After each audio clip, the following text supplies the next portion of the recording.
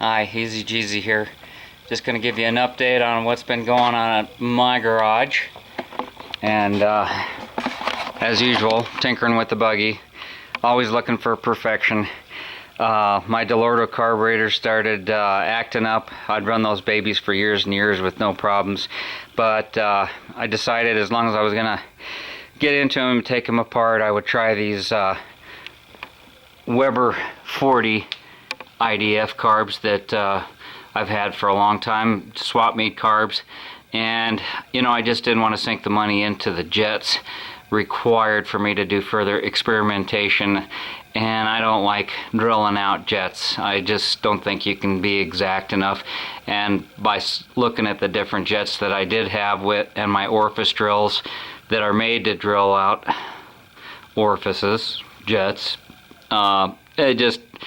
the sizes weren't the same. Propane drills and gas drills just aren't the same. So at any rate, I thought maybe my problem was the exhaust, because I just couldn't get this thing tuned right.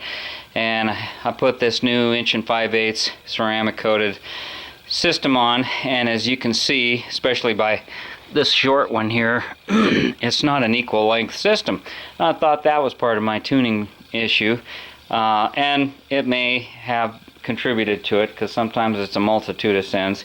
So I put on this smaller exhaust that I've had for years and years, and I believe this is I don't even think it's 1.5 inches. I think it's a little smaller than that, 1 3/8. But it is a dual exhaust, which isn't the best choice for all-out performance.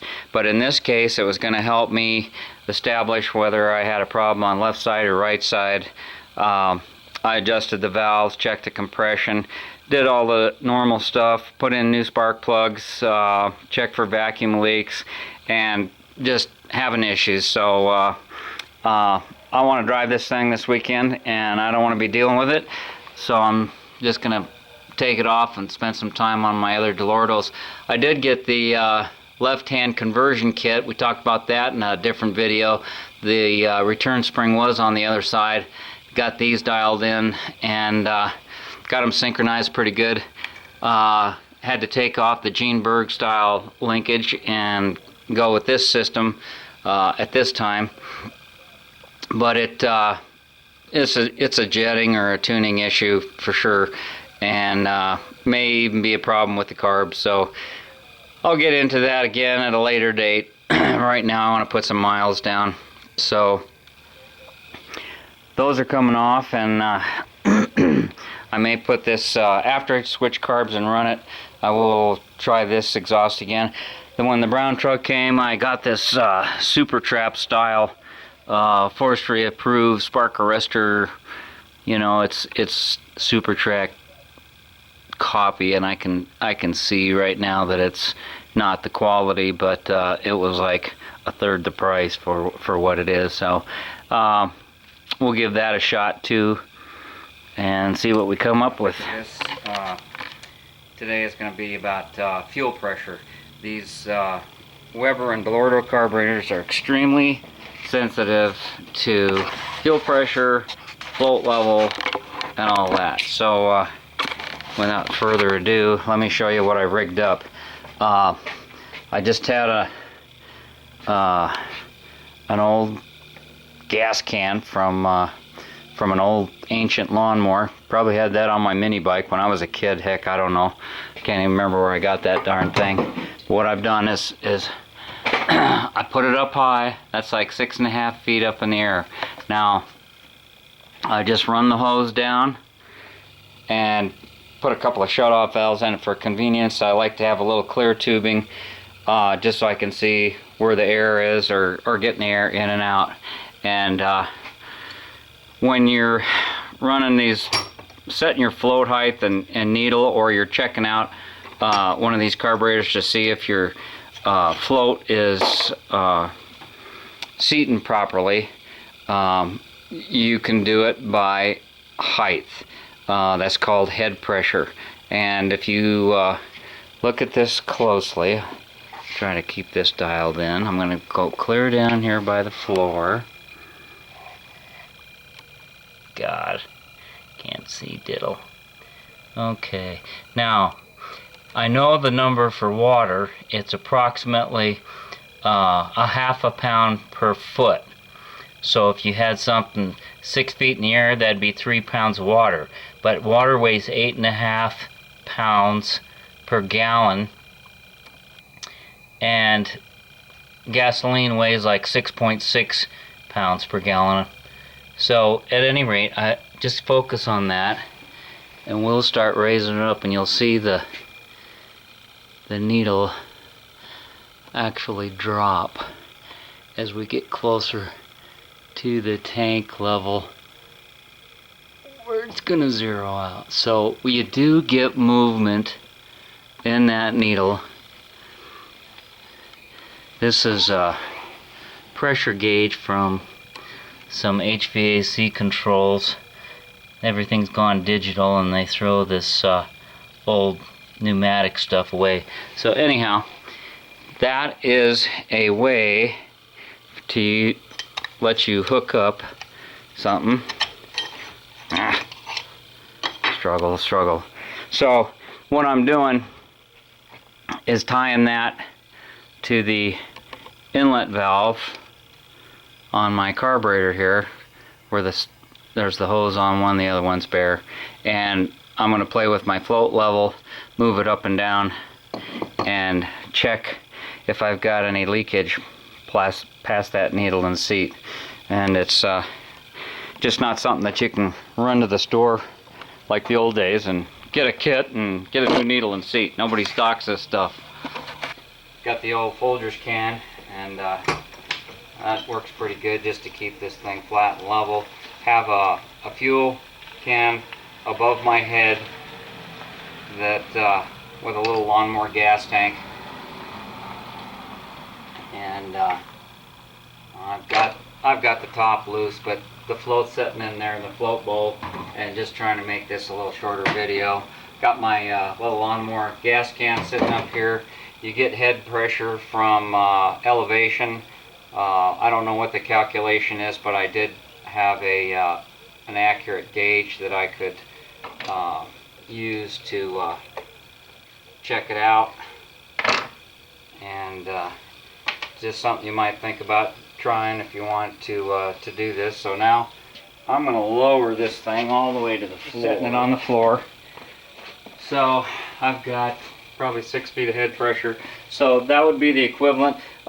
These carburetors are real sensitive to pressure. You got to have between 2 and 3 pounds of pressure, or they won't function properly, and you'll have all kinds of issues with them. So that being said, we go ahead, and I'm just taking a flashlight,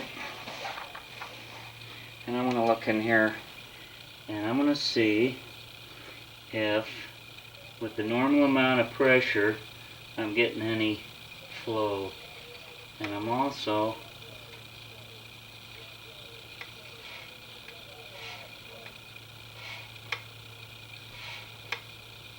going to check where and how much. Man, interesting. Got a mosquito down here right on my butterfly. Crazy. So that way I can double check that, and that looks good. So we'll go back to the float issue, needle and seat. Even though this isn't leaking, I had trouble with it, and I've got the parts. So, and I've been running them for 20 some years, so there's no sense not messing with it. It's summer. I want to put some miles down. I don't want to be messing around with this every weekend. So we're gonna get her done now. Okay, so I got a little pinch clamp, and I got this clear vinyl tubing. I just want to be able to see if I got the air out, so forth. And it's just an inexpensive way. You could use an electric fuel pump and a regulator, but you know, you can do all kinds of things. You just have to be creative and figure it out. So I'm just showing you the easy way for me, and you guys be creative and do your own stuff. So I already had the screws taken out. I've got my float here, and looks looks like I've got a one-legged stand. I'm going to stick this on the other side. Got a neat little fuel filter in here. On Dellortos, you have a little Jesus clip that you have to remove. And the reason they call these a Jesus clip is that when it takes off across the garage and you absolutely have to have it and you can't find it, you promise Jesus that you'll start going to church and stuff if you lets you find it. So I think that's the story that was told to me. So I've made that promise and broke it a few times, but anyhow, these are I really like the way these things are put together. Man, they are so sweet.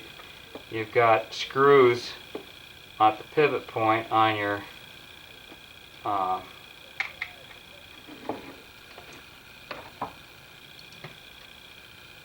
hinge mechanism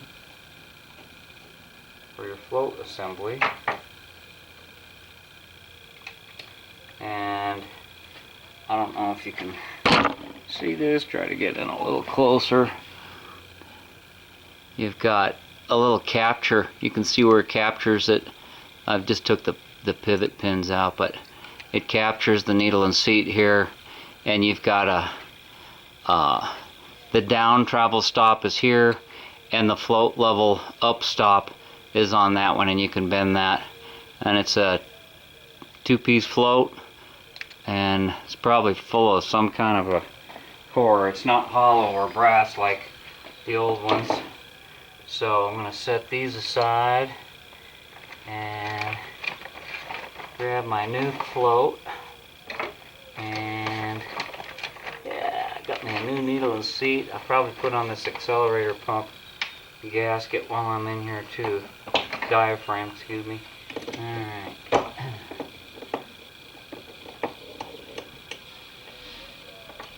Pull off that little needle. I'm going to take a look at it. Oh yeah. Oh yeah. Now the other needle, I'm looking at all the years of rattling around here. The other one, oh, this has definitely got a groove in it. And it's not all the way around. So I'm pretty confident that's my issue. And it's high time it got replaced one way or the other. These are 36 Dellortos with 30 Venturis, and they seem to work good on anything I put them on till recently. And I spent a lot of time experimenting with some swap meet Webers that I had picked up. I always hear so much about Webers, thought I'd give them a try, but I don't have very many jets and spare parts for them, and I decided that I just didn't want to mess with them. But got the new one. Drop it in there. Drop the seat in there. Just snug it. You don't have to kill this stuff. We're going to put the seat, the needle in there. And let's see, this is the new float. Okay, I'll show you a little secret on these too.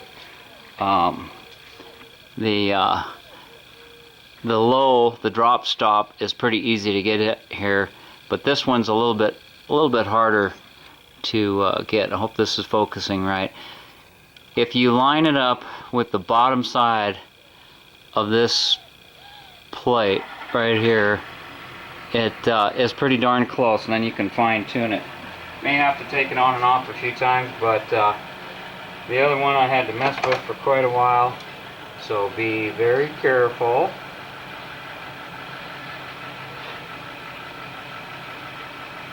A little spring to it, so you have to go probably farther than you want to, and I'm not sure where that one goes. So now we're gonna just set it back in there. You don't have to tighten everything in. I'm just gonna put stuff these float hinge screws in, just finger tight.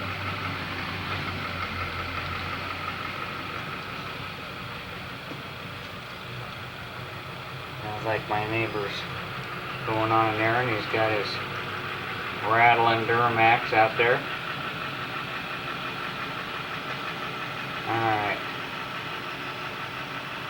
Now I showed you before how to set these things up. Out 12, 13, and 5 and 6. So turn that upside down. We're going to want to make these stop sooner. So we're going to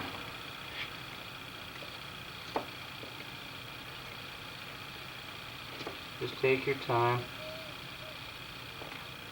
Bend that one in. That's probably way too much.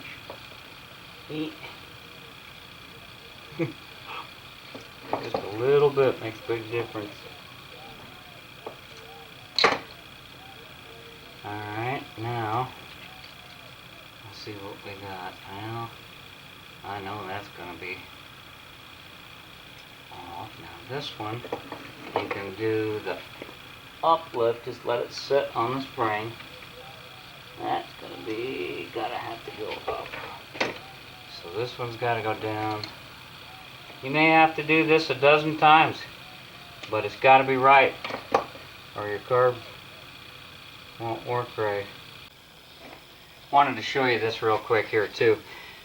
This is the accelerator pump on the side of the carb, and since it gets its fuel from the bottom of the float bowl, I call this the trash can.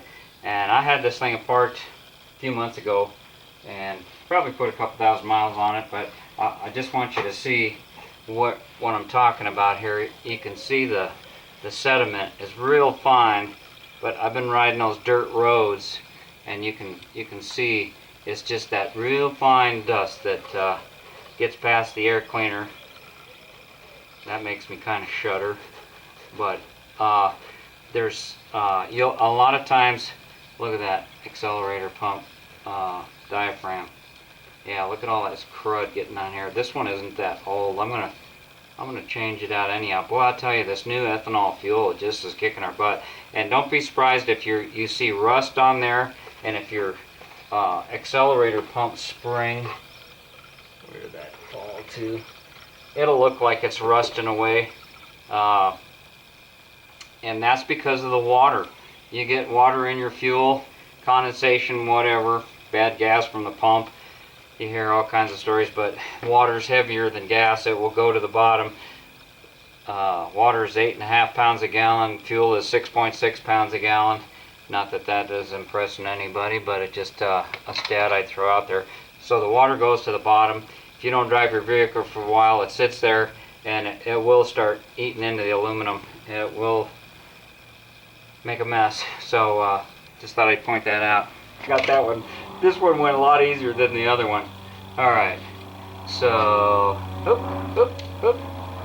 this is the left side carburetor. You have to have that gasket in place when you're measuring that float level. And I'm going to dump this fuel out and carefully drop this down.